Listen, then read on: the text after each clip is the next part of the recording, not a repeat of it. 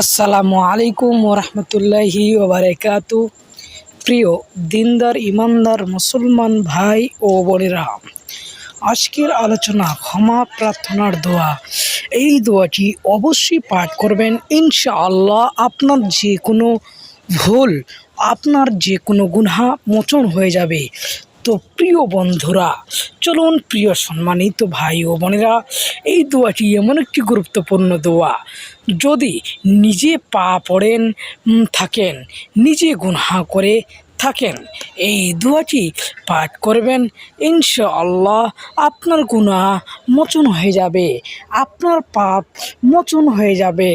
তো প্রিয় বন্ধুরা, চলুন দেরি না করে দোয়াটি রাব্বি ইন্নি জলামতু নাফসি ফাগফিরলি, বাংলা উচ্চারণ দিয়ে দিয়েছি। হে আমার রব, নিশ্চয়ই আমি আমার নফসের প্রতি জুলুম করেছি, সুতরাং আপনি আমাকে ক্ষমা করে দিন। সূরা কাসাস 8:16 আয়াত দিয়ে দিয়েছি।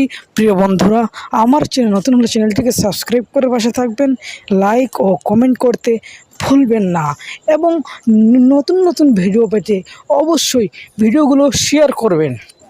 আসসালামু আলাইকুম ওয়া রাহমাতুল্লাহি ওয়া বারাকাতুহু।